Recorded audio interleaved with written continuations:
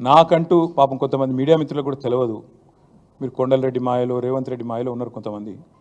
మీకు నేను చెప్తా ఉన్నా, వాళ్ళు ఎవరో మీరే అనుకోండి, నేను చెప్పాల్సిన అవసరం లేదు. ఈ మాయలో ఉన్న వాళ్ళు ఎవరైతే ఉన్నారో నాకంటూ ఏ ఫామ్ హౌజు లేదు, స్పష్టంగా చెప్తా ఉన్నా. నా మిత్రుడు ఒక ఆయనకి ఫామ్ హౌస్ ఉంటే నేను లీజ్ మీద తీసుకున్నమాట వాస్తవం. ఒక 7-8 ఏళ్ళ నుంచి లీజ్ మీద ఉన్నమాట వాస్తవం.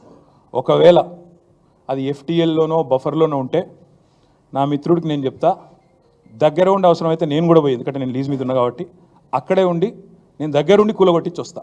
ఒకవేళ అందులో ఏమైనా తప్పు ఉంటే ఎఫ్టీఏలో బఫర్లో ఉంటే నేనే దగ్గరుండి కూలగొట్టించి వస్తా.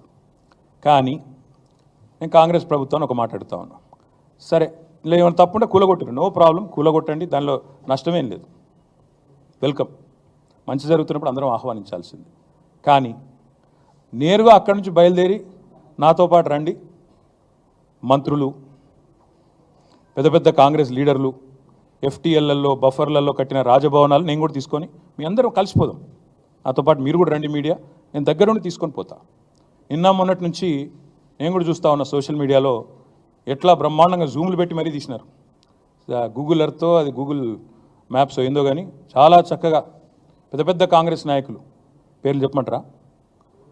రెవెన్యూ మంత్రి గారు పొంగులేటి శ్రీనివాసరెడ్డి గారు, తర్వాత కేవీపీ రామచంద్రరావు గారు, ఆ తర్వాత పట్నం మహేందర్ రెడ్డి గారు ఎఫ్టీఎల్లో, తర్వాత ఇంకెవరున్నారబ్బా, సుఖేందర్ రెడ్డి గారు కౌన్సిల్ చైర్మన్ గారు, తర్వాత మన ఉన్నారు మధు యాష్కి గారు, ఇంకా చాలామంది ఉన్నారు.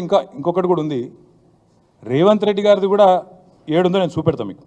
మీరు వస్తా అంటే రేవంత్ రెడ్డి వ్యవహారం కూడా చూపెడతా, ఎక్కడుందో మీకు శాటిలైట్ మ్యాప్లు పంపుతా, చూసుకోండి.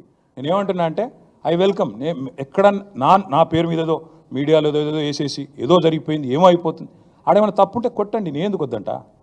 వెల్కమ్. నా పేరు మీద ఏ ప్రాపర్టీ లేదు, లీజ్ మీద నేను ఉన్నాను.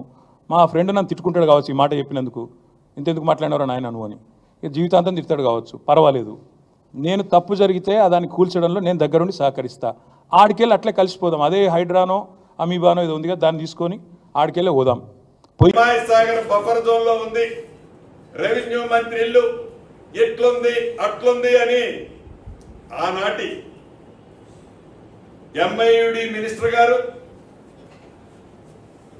వారి తొత్తులు ఇతరత్రా మాట్లాడుతున్నారు. నేను ఈ వేదిక ద్వారా ఒకటే ఛాలెంజ్ ఇస్తున్నాను.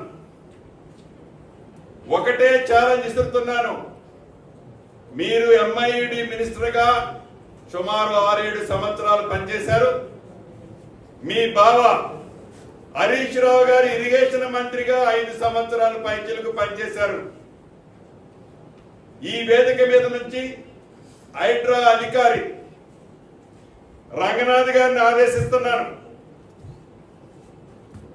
ఈ ఇద్దరు మాజీ మంత్రులు అంటే ఒకరు ఇరిగేషన్ శాఖ మంత్రివర్యులు, రెండవ ఎంఐయుడి మంత్రివారు, వీరికి డబ్బాలు కొట్టే కొన్ని యూట్యూబులు వారికి సంబంధించిన సంస్థలు వ్యవస్థలు మీరు ఎంతమంది వస్తున్నారో అంతమందిని ఎంట పెట్టుకొని, రంగనాథ్ గారు నేను ఇక్కడ నుంచి మిమ్మల్ని ఆదేశిస్తున్నాను, రేపు వెళ్తారా ఎల్లుండి వెళ్తారా, వాళ్ళని ఒక కొత్త టేబు కొనుక్కొని రమ్మనండి. టేబు కొనుక్కొచ్చి నా ఇల్లు ఎఫ్టీఎల్లో ఉన్న బఫర్ జోన్లో ఉన్న చివరికి ఒక ఇటుక పెట్ట ఉన్నా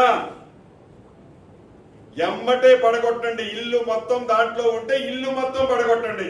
this is my challenge, Ponguleti challenge.